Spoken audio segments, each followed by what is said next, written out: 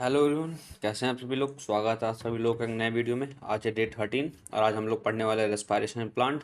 I hope अभी तक जितने भी लेक्चर्स हमने रिकॉर्ड जितने भी लेक्चर डाले हैं आप सभी लोगों ने देखे होंगे, आपको अच्छे लगे होंगे और आपकी तैयारी भी जोरों शोरों से चल रही होगी। ठीक है, तो आज के इस वीडियो में हम लोग ये चैप्टर खत्म करने वाले हैं, तो चलिए स्टार्ट करते हैं। तो सबसे पहले देखते हैं कि why breathing is essential to life. ठीक है, तो सबसे पहला सवाल ये है कि प्लांट में रेस्पायरेशन क्यों। ठीक है, क्योंकि जनरली प्लांट तो फोटोसिंथेसिस करते हैं। ठीक है, तो ब्रीदिंग का प्रोसेस प्लांट में कैसे, वो सारी चीज़ें हम देखते हैं इसमें। ठीक है, तो सभी लोगों को पता है कि ब्रीदिंग एक ऐसा फिनोमिना है जिसके थ्रू आप ऑक्सीजन का इंटेक करते हो, कार्बन डाइऑक्साइड को बाहर निकालते हो, फिर उस ऑक्सीजन का आप इस्तेमाल करते हो एनर्जी प्रोडक्शन के लिए। ठीक, ये पूरी ब्रीदिंग की प्रोसेस होती है। ठीक है, so, all living organism needs energy to perform activities like movement, like transport, like reproduction and even breathing itself. ठीक, तो उनके लिए उन्हें क्या चाहिए होती है, एनर्जी की रिक्वायरमेंट होती है। और ये एनर्जी की रिक्वायरमेंट कहाँ से पूरी होकर के आती है, ये पूरी होती है फूड के ब्रेकडाउन से। ठीक है, ऑक्सीडेशन का मतलब होता है ब्रेकडाउन, कि फूड को आप किसी, अगर देखो किसी भी चीज़ को आप ऑक्सीजन की प्रेजेंस में तोड़ते हो वो होती है ऑक्सीडेशन। ठीक, तो ब्रेक डाउन ऑफ फूड की ज़रूरत होती है जिससे आप क्या रिलीज़ करवाते हो, जिससे आप एनर्जी रिलीज़ करवाते हो और वो एनर्जी इन सभी चीज़ों को, इन सभी कामों में के लिए इस्तेमाल की जाती है। ठीक है, अब होता क्या है जब हम सांस लेते हैं, so when we breathe we take in oxygen and release carbon dioxide and that oxygen helps break down food mainly glucose in our cells and releasing energy. ठीक, तो सिंपल प्रोसेस क्या है कि आपने एटमॉस्फेयर से ऑक्सीजन ली और आपने atmosphere को कार्बन डाइऑक्साइड दी, फिर ये जो ऑक्सीजन है ये आपने इस्तेमाल किया, जो भी आपने फूड खाया था, जो भी आपने फूड इनटेक किया था, उस फूड को तोड़ा। ठीक, और जनरली आप किसी को तोड़ते हो, ग्लूकोज को तोड़ते हो। ठीक है, और आपने इस ग्लूकोज से क्या रिलीज करवा दी, एनर्जी रिलीज करवा दी। ठीक, और यही एनर्जी आपने इस्तेमाल कर ली अलग अलग कामों के लिए। ठीक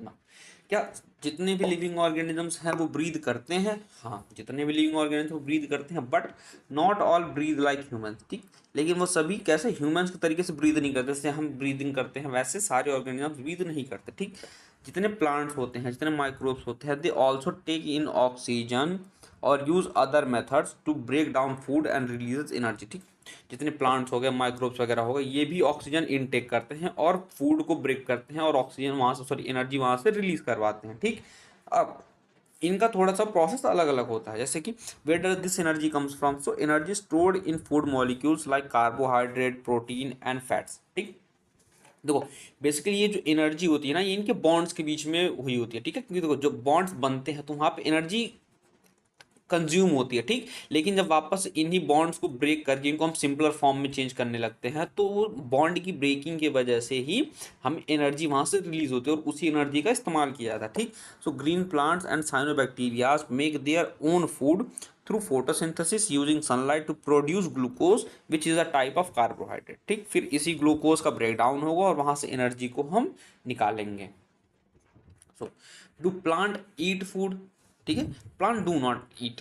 ठीक है, सबको पता है कि भाई प्लांट खाना नहीं खाते, लाइक एनिमल, जिस तरह से एनिमल्स खाते हैं, but they make their own food using sunlight. लेकिन वो सनलाइट का इस्तेमाल करके अपना खाना खुद बनाते हैं, और ये हमने पिछले चैप्टर में पढ़ लिया था किस प्रकार से सनलाइट का इस्तेमाल करके प्लांट्स अपने फूड्स को बनाते हैं। ठीक है, however the non green plants, ठीक, जो प्लांट में मौजूद नॉन ग्रीन पार्ट्स हैं, जैसे कि रूट्स हो गए, स्टेम्स हो गया, फ्लावर्स हो गया, ठीक, दे कैन नॉट फोटोसिंथेसाइज। ठीक, वो फोटोसिंथेसिस नहीं करते हैं अगर वो ग्रीन नहीं है।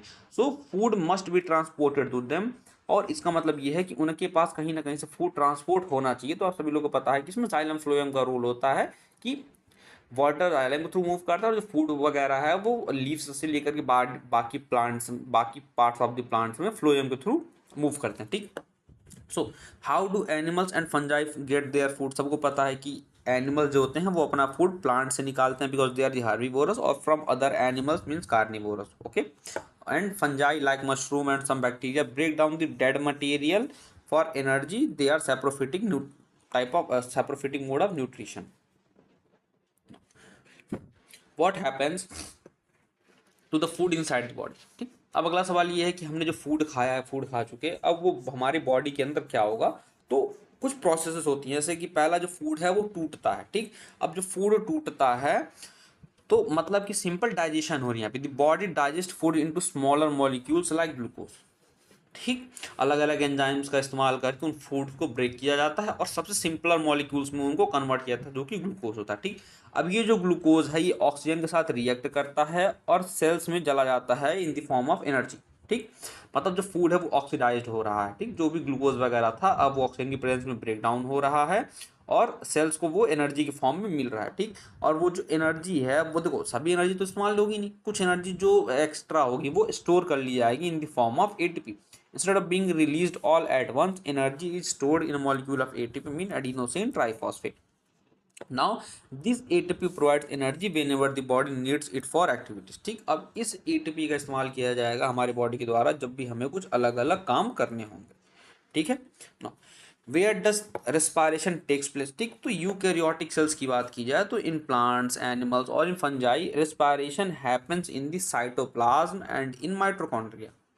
ठीक, रेस्पायरेशन कहाँ होता है, साइटोप्लाज्म में होता है और माइटोकॉन्ड्रिया में होता है। ठीक, और mitochondria also known as the power house of the cell because they produce ATP, क्योंकि एटीपी का जो प्रोडक्शन होता है वो कहाँ पे होता है, माइटोकॉन्ड्रिया के अंदर हो रहा है। ठीक, now what substances are used for respiration. So carbohydrate like glucose are the main source of energy and protein, fats and even organic acids can also be used when they are needed.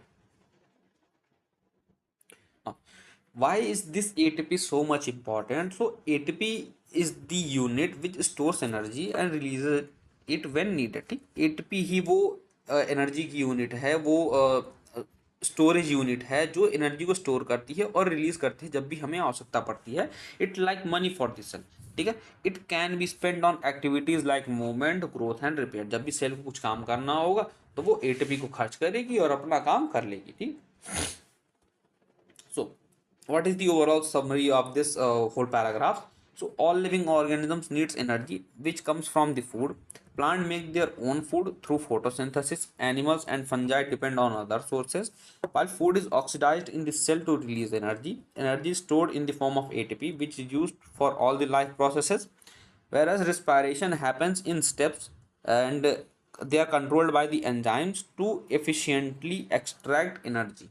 Okay, सुना। अब next part is, अब तक हमने यहाँ पे बात की animals के बारे में कि एनिमल्स किस प्रकार से ब्रीथ करते हैं, किस प्रकार से वो एनर्जी कंज्यूम करते हैं, किस प्रकार से एनर्जी रिलीज करते हैं, कहाँ स्टोर होती है, कैसे टूटती है, सारी बातें। ठीक, अब क्या प्लांट ब्रीथ करते हैं, इस जो हमारा मेन चैप्टर है कि रेस्पायरेशन इन प्लांट। ठीक, क्योंकि हमें देखनी है कि भाई प्लांट ब्रीदिंग कर रहे हैं कि नहीं कर रहे। ठीक, तो वो देखते हैं। So plant do not have any specialised respiratory organs like animal. सबको पता है कि प्लांट के बाद कोई ऐसा रेस्पायरेटरी ऑर्गन जैसे लंग्स वगैरह हो गए, ठीक, वैसा कोई ऑर्गन नहीं है इनके पास, but they still need oxygen for respiration. लेकिन उनको तब भी ऑक्सीजन की रिक्वायरमेंट होती है किसी चीज़ के लिए, रेस्पायरेशन के लिए, and they release carbon dioxide as a byproduct. ठीक, सेम काम ये भी कर रहे हैं, ऑक्सीजन इनटेक कर रहे हैं, कार्बन डाइऑक्साइड रिलीज कर रहा है जो कि ह्यूमन कर रहा है, बट इनके पास कोई वो स्पेसिफिक रेस्पायरेटरी ऑर्गन नहीं है जैसे एनिमल्स के पास होता है। So they use stomata. सबको पता है स्टोमेटा क्या होता है, these are the tiny openings in the leaves and they use lenticels. ठीक, लेंटिकल्स क्या होते हैं, they are the small pores in the stems. ठीक, स्टेम्स में कुछ आउट ऑफ ग्रोथ्स होती हैं जिनको हम लेंटिकल्स बोलते हैं। They are small pores like growths in the stem, they are use for the gaseous exchange. ठीक, वो इन्वायरमेंट से चाहे वो सॉइल से इनका इस्तेमाल किया जाता है गैस के एक्सचेंज के लिए। ठीक है, इन्वायरमेंट से वो ऑक्सीजन उठाते हैं, कार्बन डाइऑक्साइड रिलीज करते हैं। ठीक, now why don't plant need special respiratory organ. सवाल उठता है ना कि भैया अगर एनिमल्स के पास है तो जनरली प्लांट्स के पास भी होना चाहिए। ठीक है, अगर रेस्पायरेटरी ऑर्गन होना तो चीज़ें उनके लिए आसान होगी। सो ऐसा नहीं होता है। देखो, ऐसा इसलिए नहीं होता है क्योंकि प्लांट्स के हर पार्ट के नीड अलग अलग है। ठीक है, each part of plant handle its own gases exchange. सबसे पहली बात ये है कि प्लांट का हर पार्ट अपने गैसेस एक्सचेंज का खुद ध्यान रखता है। ठीक, क्योंकि there's a little need to transport gases between different part. ठीक, और इसी वजह से हर एक पार्ट के बीच में जो गैसेस का ट्रांसपोर्ट या फिर गैसेस का जो ट्रांसफर है वो काफ़ी कम हो जाता है। ठीक है, क्योंकि हर एक पार्ट अपना ख्याल खुद रख रहा है। लेकिन एनिमल्स के केस में ऐसा नहीं होता है। ठीक है, क्योंकि भाई ना हमारे में कुछ वैसी ओपनिंग्स हैं, ना हमारे वैसे कुछ टोमेटो वगैरह कुछ नहीं। भाई एक लंग्स है तो सारा काम हमारा लंग्स के थ्रू हो रहा है, सारी ब्रीदिंग वगैरह सारी वहीं से हो रही है। ठीक, now plant have lower oxygen requirement than animals. सबको पता है कि प्लांट को ऑक्सीजन की रिक्वायरमेंट कम होती है, ज़्यादा रिक्वायरमेंट कार्बन डाइऑक्साइड्स की होती है। ठीक, only during photosynthesis do they exchange large amount of gases, ठीक। और सिर्फ फोटोसिंथेसिस के दौरान ही ऐसा होता है कि वो लार्ज अमाउंट में गैसेस का एक्सचेंज करते हैं, ठीक। Leaves produce their own oxygen, सबको पता है कि फोटोसिंथेसिस के दौरान एक बाई प्रोडक्ट के रूप में ऑक्सीजन रिलीज होता है, तो वहां से उनका ऑक्सीजन का डिमांड पूरी हो गई। During photosynthesis leaves generate oxygen inside the cells making it available for respiration. Gases can easily move through plants, और जो गैसेस हैं वो प्लांट्स में इजिली मूव कर सकते हैं। Even in woody stems and roots gases reach the cells through lenticels, ठीक। And now inside this plant, loosely packed cell like parenchyma cells create air spaces, helping gases to move freely. Now, how do plant release energy from the food? ठीक है, ये देखते हैं। तो glucose, जिसको formula सबको पता है C6H12O6, is broken down using oxygen to produce carbon dioxide and water and energy, ठीक। जैसे कि हम पहले क्या कर रहे थे, सनलाइट को लेकर के, ऑक्सीजन को लेकर के, पानी को लेकर के, सबका इस्तेमाल करके हम ग्लूकोज बना रहे थे, ऑक्सीजन रिलीज करवा रहे थे, ठीक, और पानी रिलीज हो रहा था, ठीक। अब हम सेम काम उल्टी प्रोसेस से करेंगे, ठीक। जब हम उल्टे प्रोसेस से करेंगे तो वही चीज़ें जो कंज्यूम हुई थी वही टूट जाएंगी, ठीक। तो जब ग्लूकोज टूटेगा ऑक्सीजन की प्रेजेंस में, तो क्या मिल जाएगा हमें, कार्बन डाइऑक्साइड मिल जाएगा, वाटर मिल जाएगा और एनर्जी रिलीज हो जाएगी, ठीक। And this energy mostly released as a heat but some stored in the ATP to use for the cellular activity, ठीक। और जनरली मैक्सिमम एनर्जी होगी वो हीट के फॉर्म में रिलीज हो जाएगी, लेकिन कुछ एनर्जी को एटीपी के फॉर्म में स्टोर कर लिया जाएगा फॉर फर्दर सेलुलर एक्टिविटीज। ना why doesn't glucose burn all at once, ठीक। पूरा ग्लूकोज एक ही बार में खत्म क्यों नहीं हो जाता है, देखो। If glucose were broken down in a single step most of the energy would be lost as heat. अगर ऐसा हो कि ग्लूकोज की जो भी एनर्जी है वो सारी एक ही बार में एनर्जी रिलीज हो जाए, खत्म हो जाए, तो मैक्सिमम एनर्जी जो होगी वो हीट के फॉर्म में लॉस्ट हो जाएगी, खत्म हो जाएगी, ठीक।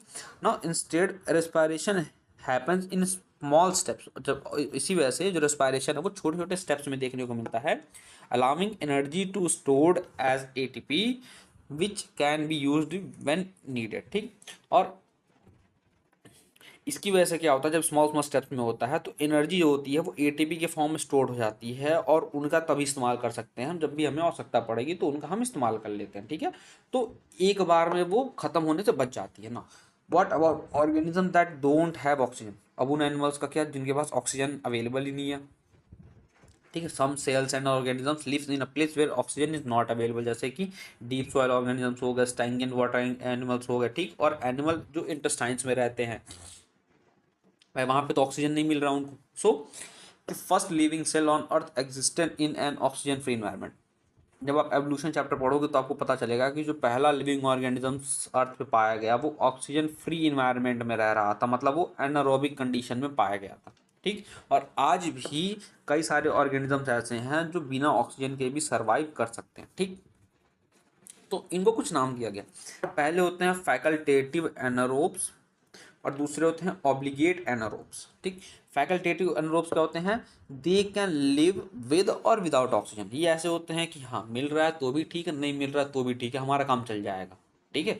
नहीं मिलेगा तब भी हम जिंदा रहेंगे, मिलेगा तब भी हम जिंदा रहेंगे, जैसे ईस्ट हो गए और कुछ बैक्टीरियाज हो गए, ठीक। लेकिन ऑब्लिगेट जो होते हैं वो सिर्फ और सिर्फ ऑक्सीजन फ्री इन्वायरमेंट में ही रहते हैं, ठीक है।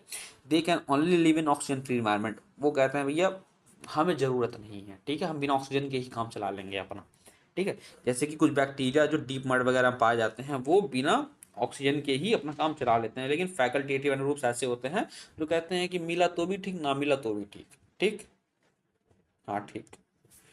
चलो अब देखते हैं कि क्या होगा अगर ऑक्सीजन अवेलेबल ना हो तो, ठीक। तो जितने भी ऑर्गेनिज्म जैसे कि ह्यूमंस वगैरह हो गए, इनके पास कुछ एंजाइम्स होते हैं, ठीक है।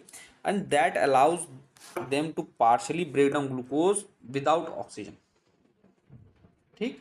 इनके पास कुछ ऐसे एंजाइम्स होते हैं जो ग्लूकोज को पार्शली ब्रेक डाउन करते हैं, कंप्लीटली सिर्फ पार्शली ब्रेक डाउन करते हैं without the use of oxygen, and this process is called glycolysis. और इस प्रोसेस को हम क्या बोलते हैं, ग्लाइकोलिसिस बोलते हैं, जहाँ पे ग्लूकोज जो होता है वो पायरविक एसिड में कन्वर्ट किया जाता है विदाउट द ऑक्सीजन, ठीक। And it happens in both aerobic oxygen condition में भी एंड एनारोबिक कंडीशंस में भी देखने को मिलता है, ठीक, विदाउट ऑक्सीजन रेस्पिरेशन, ठीक है।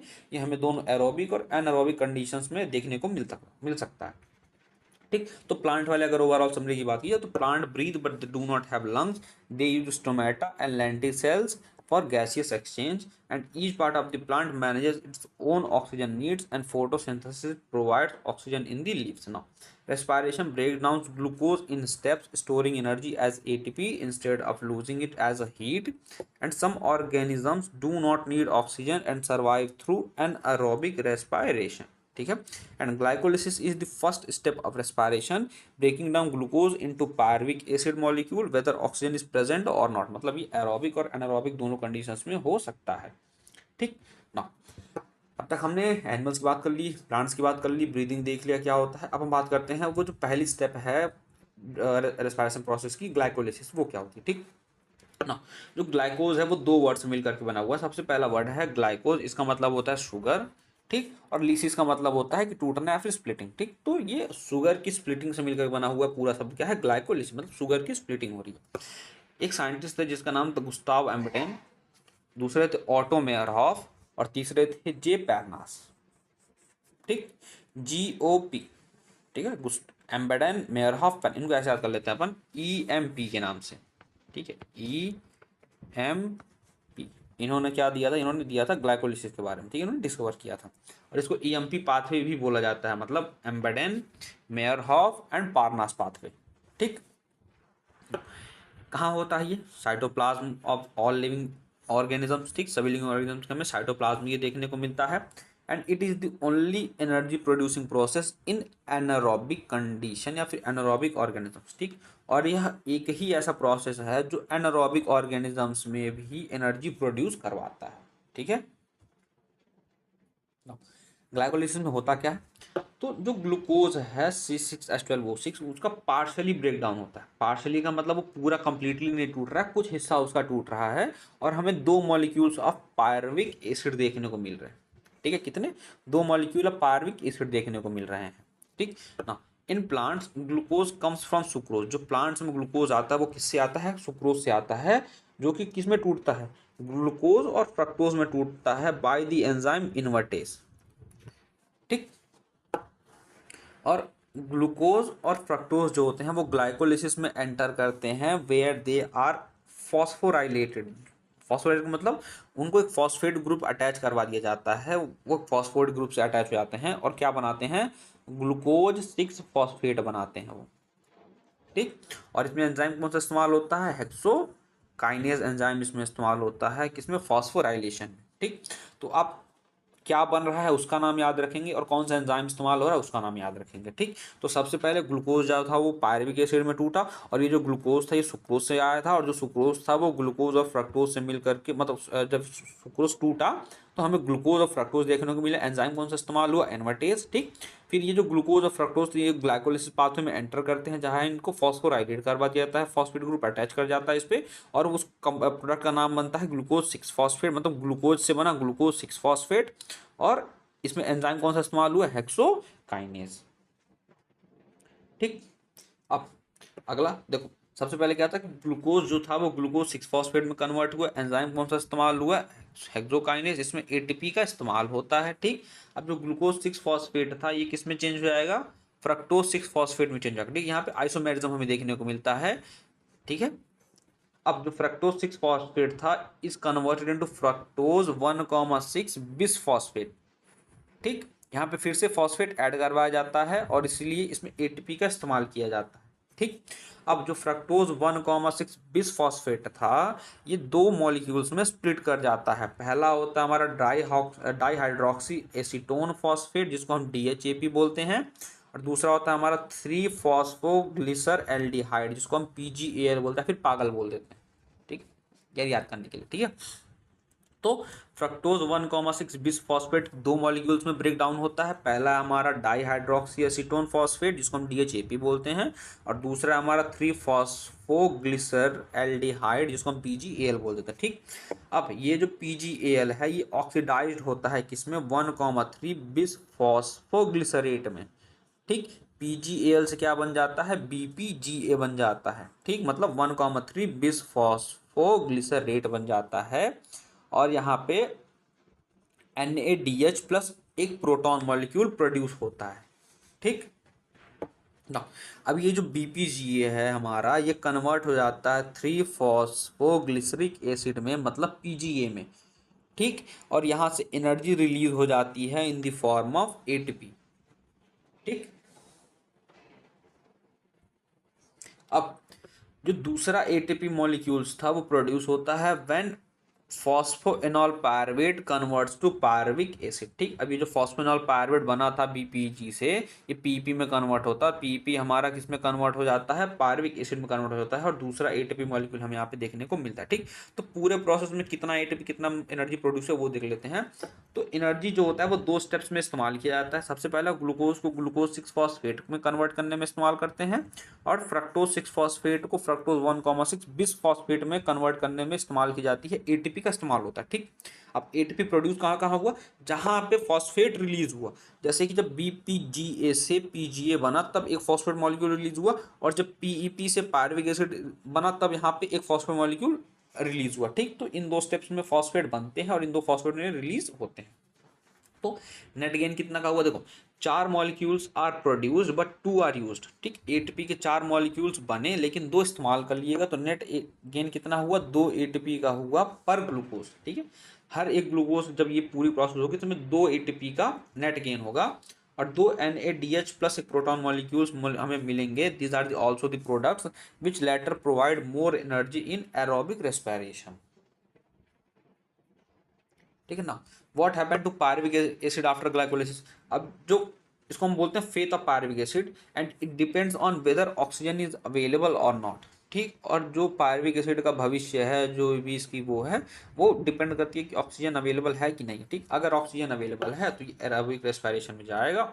It enters the Krebs cycle, मतलब इसको हम सिट्रिक एसिड साइकिल भी बोल देते हैं।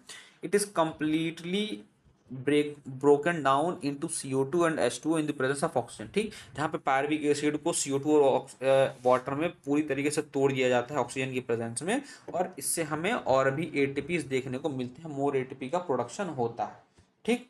लेकिन अगर यही ऑक्सीजन नहीं है तो हमें फर्मेंटेशन देखने को मिलती है, ठीक। तो some organism do not use oxygen and convert pyruvic acid into other products, ठीक। और ये लोग ऑक्सीजन का इस्तेमाल नहीं करते हैं, तो ये पायरुविक एसिड को दूसरे प्रोडक्ट्स में कन्वर्ट कर देते हैं, जैसे कि हमें लैक्टिक एसिड फर्मेंटेशन देखने को मिलता है, ठीक। कुछ बैक्टीरियाज और ह्यूमन मसल सेल्स में जो पायरुविक एसिड होता है वो किस में कन्वर्ट हो जाता है, लैक्टिक एसिड में चेंज हो जाता है, ठीक। और कभी कभी हमें इनसे अल्कोहल भी देखने को मिलता है, एथनॉल देखने को मिलता है, ठीक। अल्कोहलिक फर्मेंटेशन देखने को मिलता है, जैसे कि ईस्ट हो गया, कुछ बैक्टीरिया हो गया, जिनमें जो पायरुविक एसिड होता है वो कन्वर्ट किस में होता है, एथनॉल और CO2 में हमें कन्वर्ट होते हुए देखने को मिलता है,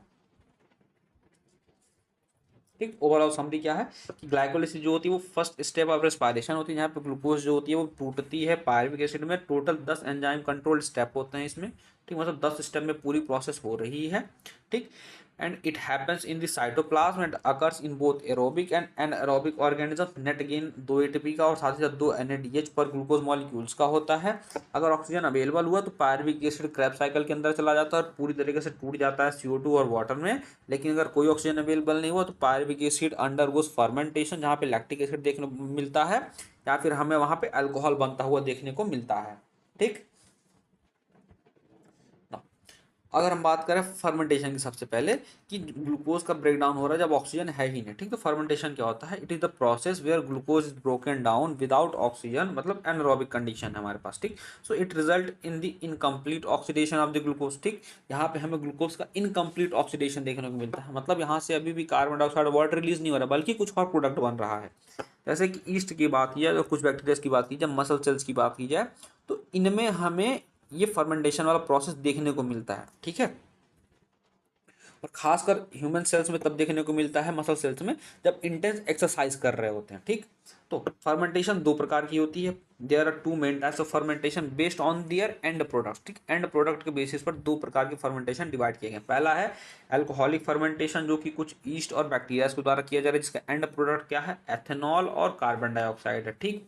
इसमें कौन कौन सा एंजाइम इस्तेमाल हो रहा है, सबसे पहले इस्तेमाल हो रहा है pyruvic acid D carboxylase enzyme इस्तेमाल हो रहा है। दूसरा अल्कोहल डिहाइड्रोजिनेज इस्तेमाल हो रहा है, ठीक। इसमें वेरी लो एटीपी यील्ड हो रहा है, जैसे कि सिर्फ 2 एटीपी पर ग्लूकोज मॉलिक्यूल ही इसमें बन रहे हैं, ठीक। इसमें टॉक्सिक इफेक्ट देखने को मिलता है।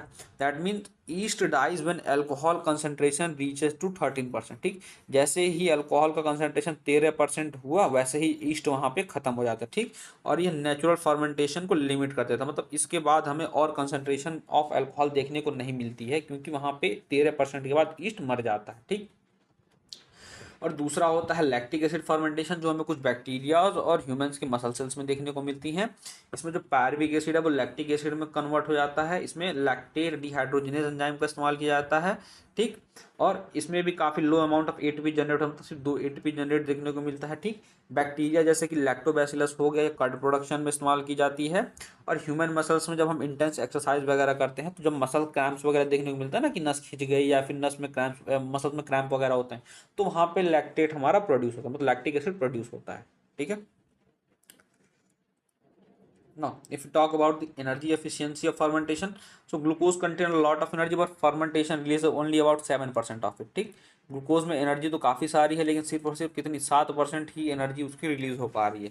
Total net gain of ATP जो है वो 2 एटीपी पर ग्लूकोज मॉलिक्यूल है, जो कि एरोबिक रेस्पिरेशन से काफ़ी कम है। ठीक, जो रेस्ट ऑफ एनर्जी है वो ट्रैप्ड रह जाती है एथनॉल और लैक्टिक एसिड में। ठीक है, अब इन एल्कोहल की कंसनट्रेशन को 13% से और इंक्रीज कैसे किया जाता है, क्योंकि जो ईस्ट है वो 13% पर मर जाता है। ठीक है, so natural fermentation can not produce stronger beverages, मतलब मजबूत दारू नहीं बना पाता। ठीक है, स्ट्रॉन्गर का मतलब कि और ज़्यादा स्ट्रॉन्ग दारू। ठीक, अब हमें हायर अल्कोहल कंटेंट के लिए हम इसको डिस्टिलेशन करते हैं। ठीक, जिनमें हम वैसे विस्की बनाते हैं, वोडका बनाते हैं, रम बनाते हैं। ठीक, तो इनमें जो अल्कोहल की कंसंट्रेशन होती है उनको इंक्रीज करवाया जाता है with the process known as distillation.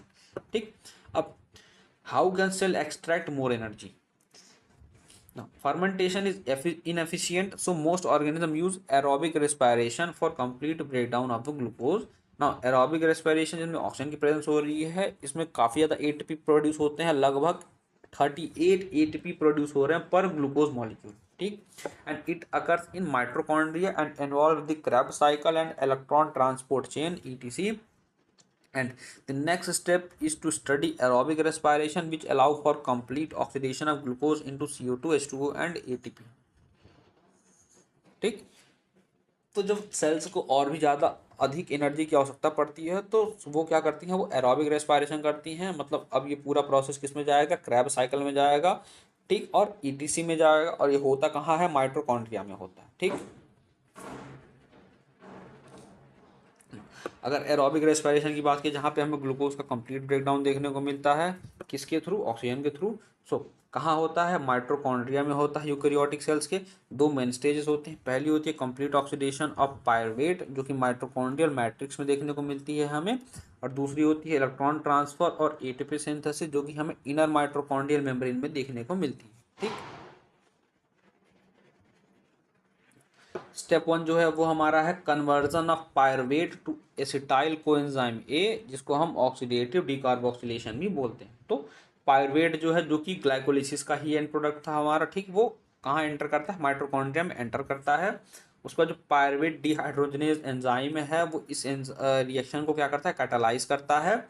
फिर coenzymes like NADP plus and coenzyme A helps in these reaction। पूरा रिएक्शन कैसा है कि पायरुवेट के साथ कोएंजाइम में और NADP प्लस मिलते हैं, बनता है एसिटाइल कोएंजाइम में, कार्बन डाइऑक्साइड और NADH रिलीज होता है। ठीक, पर ग्लूकोज मॉलिक्यूल्स की बात करें तो 2 पायरुवेट होते हैं, 2 एसिटाइल कोएंजाइम में रिलीज होता है, 2 NADH रिलीज होते हैं और 2 CO2 रिलीज होते हैं। ठीक, now why is this important, acetyl coenzyme is now ready to enter the Krebs cycle for further energy extraction. ठीक, फर्दर एनर्जी एक्सट्रैक्शन के लिए हमें एसिटाइल कोएंजाइम की आवश्यकता पड़ती है, इसीलिए हम पायरुवेट को किसमें तोड़वा देते हैं, एसिटाइल कोएंजाइम में इसको हम ब्रेक करवा देते हैं। ठीक ना, स्टेप 2 जो होती है वो होती है हमारे Krebs साइकिल, या फिर इसको हम बोलते हैं ट्राई कार्बोक्सिलिक एसिड साइकिल, या फिर इसी को बोलते हैं हम TCA साइकिल। ठीक, it is a cyclic series of reaction that further break down acetyl coenzyme A to release energy, and it's named after Hans Krebs, जिन्होंने इसको डिस्कवर किया था। कहाँ होता है ये, माइटोकॉन्ड्रियल मैट्रिक्स में हमें देखने को मिलता है।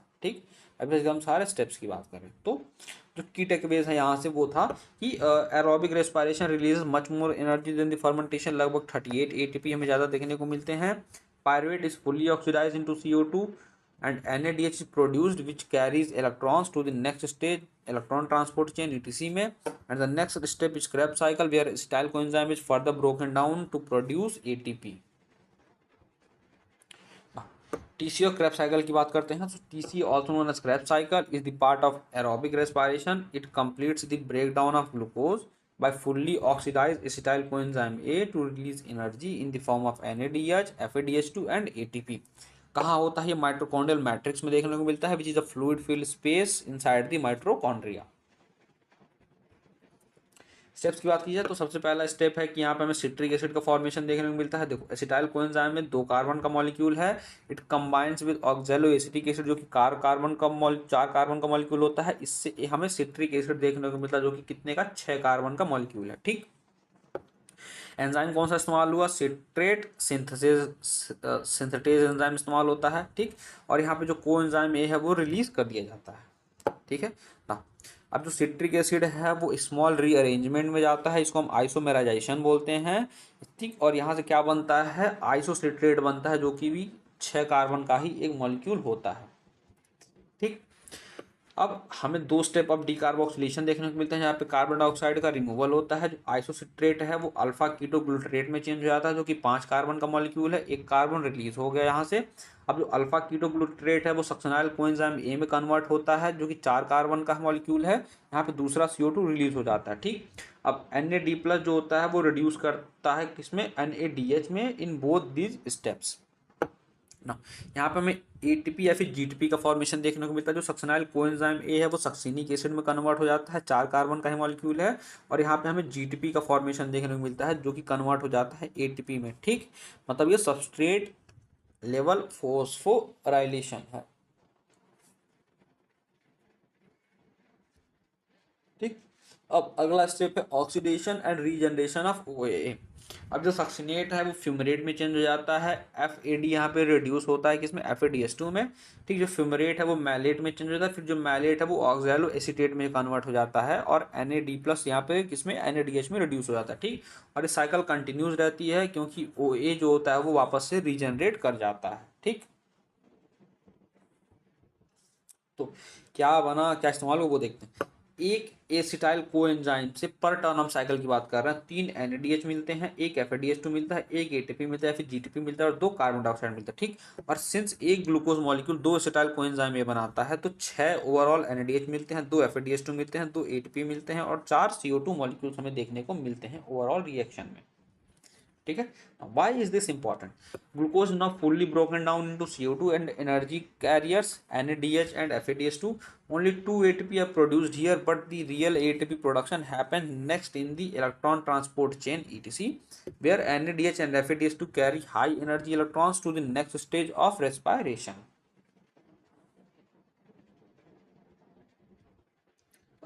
ETC में क्या होता है? तो इस ETC में NADH और FADH2 का इस्तेमाल किया जाता है ताकि लार्ज अमाउंट ऑफ ATP को प्रोड्यूस किया जा सके. और ऑक्सीजन यहाँ पे रिक्वायर्ड होती है क्योंकि जो ETC होता है वो फाइनल इलेक्ट्रॉन एक्सेप्टर की तरीके से काम करता है. This is where the most of the energy form from glucose is finally converted into ATP. और ये वही जगह है जहाँ पे अधिकतर एनर्जी का प्रोडक्शन किया जाता है ATP के फॉर्म में. किससे? ग्लूकोज से. ठीक, ETS की बात की जाए और ऑक्सीडेटिव फॉस्फोरिलेशन की बात की जाए तो क्रेब्स साइकिल के बाद जो एनर्जी स्टोर्ड होती है NADH और FADH2 में, it needs to be used to make ATP and this happens in the electron transport system ETS which is the final stage of aerobic respiration. ठीक, और ETS होता कहाँ है?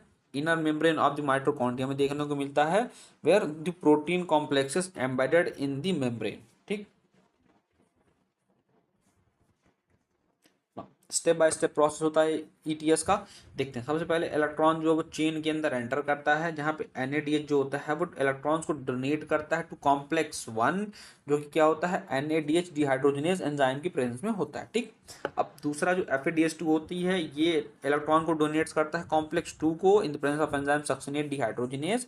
ठीक, फिर जो ये इलेक्ट्रॉन्स होते हैं इनको ट्रांसफर किया जाता है यूबिक्विनोन को. ठीक, which is a mobile electron centre. ठीक, अब जब ये यूबिक्विनोन जो होते हैं ये इलेक्ट्रॉन का ट्रांसफर करते हैं कहाँ पर? कॉम्प्लेक्स 3 तक. ठीक, इसको क्या बोलते हैं, साइटोक्रोम BC1 कॉम्प्लेक्स बोला जाता है, ठीक। फिर जो साइटोक्रोम C होता है एक स्मॉल प्रोटीन होती है, ये इलेक्ट्रॉन को कैरी करती है कॉम्प्लेक्स 4 तक, जिसको हम बोलते हैं साइटोक्रोम C ऑक्सीडेज कॉम्प्लेक्स, ठीक। जो फाइनल इलेक्ट्रॉन का एक्सेप्टर होता है, and these electrons are finally passed to the oxygen at complex 4. Oxygen combines with protein जो प्रोटॉन से रिलीज हुए थे to form water molecule, and this is why oxygen is essential for aerobic respiration, ठीक। If you talk about ATP synthase, which is oxidative phosphorylation, as electron moves through the chain, the protons are pumped from the mitochondrial matrix to the intermembrane space, and this create a proton gradient, means higher concentration of H plus outside the inner membrane. Now, the proton flow back into the matrix through ATP synthase, means complex 5, and this movement powers the production of ATP from ATP plus inorganic phosphate.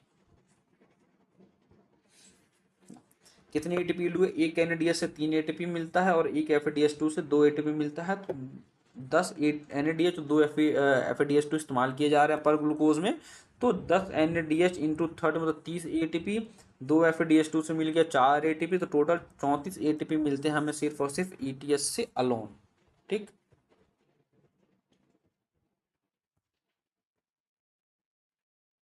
ठीक, तो ये जरूरी क्यों है, so ETS is the stage where most ATP is produced. Oxygen act as the final electron acceptor, keeping the process ongoing. This process is called oxidative phosphorylation because ATP is made using energy from oxidation reduction reaction.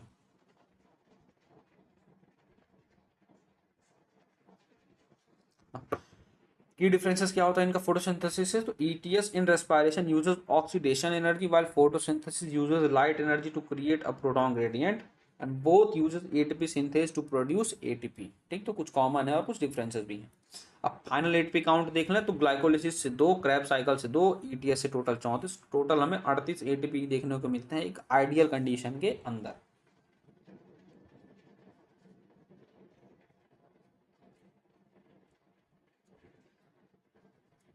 Overall summary की बात करें तो ETS happens in the inner mitochondrial membrane. Electrons from NADH and FADH2 pass through complex 1 to complex 4, ठीक। अलग अलग हमें electron carrier देखने को मिलते हैं। उसके बाद फाइनल हमारा कौन होता है, ऑक्सीजन होता है जो इलेक्ट्रॉन को एक्सेप्ट करता है, एंड उसके बाद क्या बनाता है, पानी बना देता है। अब जो प्रोटॉन ग्रेडियंट है वो ATP को क्या करता है, ड्राइव करता है वाया ATP सिंथेस, और जो ETS होता है is the main ATP producing stage of respiration, ठीक। अब रेस्पिरेटरी बैलेंस शीट की बात किया तो although we can calculate the total ATP yield from glucose oxidation in reality, and these numbers are theoretically because जितने भी पाथवे होते हैं glycolysis, Krebs cycle, ETS work simultaneously not sequentially, ठीक। ये साइमल्टेनियसली काम करते हैं, ना कि सीक्वेंसली कि पहले ये कर रहा फिर वो कर रहा फिर नहीं, ये सारे एक साथ ही काम करते हैं, ठीक है।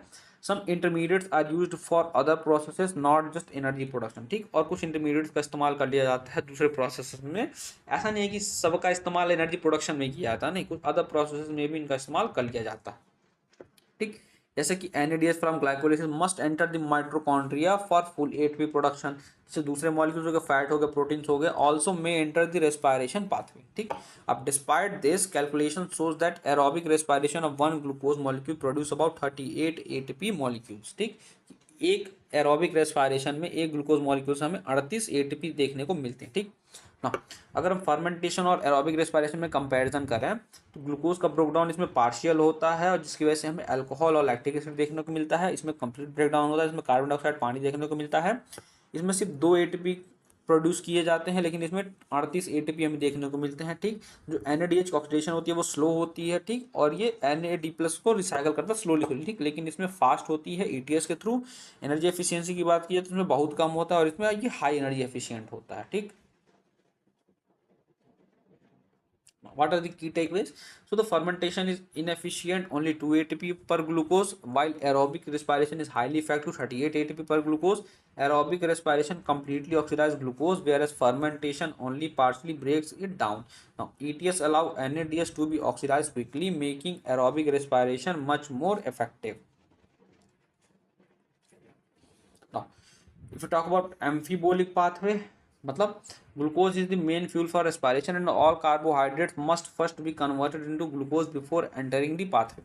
Other molecules like fat, proteins can also be used for respiration but enter the pathway at different points. जैसे कि fat जो होता है it broken down into glycerol enters at PGAL and fatty acid it converted to acetyl coenzyme A. Protein की बात किया तो broken down into amino acid which enters at different stage of Krebs cycle as pyruvate और acetyl coenzyme में after deamination. Traditionally, respiration was seen as a catabolic process, means breaking down molecules for energy. However, this same intermediate used in breakdown can also be used to build molecules. Like acetyl coenzyme is used both to break down and synthesize fatty acid, whereas respiratory intermediates are used for protein synthesis as well. इसीलिए इसको हम एम्फीबोलिक बोल रहे हैं, ठीक है. Since the respiratory pathway participate in both catabolism and anabolism, it is called amphibolic pathway instead of just catabolic one. Okay.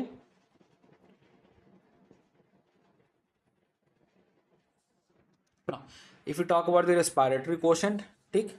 So, respiratory quotient is the ratio of the volume of CO2 released to the volume of oxygen consumed per respiration. ठीक, मतलब कितना oxygen carbon dioxide निकल रहा है और कितना oxygen consume किया जा रहा है, वो हमें आर की वैल्यू देता है, जिसको हम रेस्पिरेटरी कोशेंट बोलते हैं. ठीक, कार्बोहाइड्रेट जो होता है वो 1 की कंप्लीट आर क्यू देता है, मतलब जितना इवॉल्व हुआ उतना ही कंज्यूम कर लिया गया. ठीक, इसका जो पूरा वो होता है कि C6H12O6 plus CO2 gives out 6 carbon of carbon dioxide plus 6 hydrogen water और एनर्जी रिलीज करता है. ठीक, तो इसका जो आर क्यू फैक्टर है वो कितना है, 1 है. ठीक, क्योंकि ये 6CO2 अपॉन 6O2. ठीक, तो इसका आर क्यू फैक्टर कितना हो गया, 1 हो गया. फैट्स की बात की जाए तो it require more oxygen than CO2.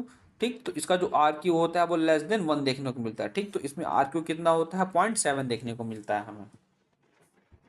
वहीं अगर प्रोटीन्स की बात की जाए तो इसका आर क्यू लगभग 0.9 के आसपास होता है and they use slightly more oxygen than CO2 they produce. In real life, living organisms used a mixture of carbohydrates like fats and proteins, and RQ is usually not fixed value. Pure fat or proteins are never used alone as respiratory substrate in living organisms. So, I hope आप लोगों को lecture समझ में आया होगा, अच्छा लगा होगा. मिलते हैं आप लोगों से अगले वीडियो में.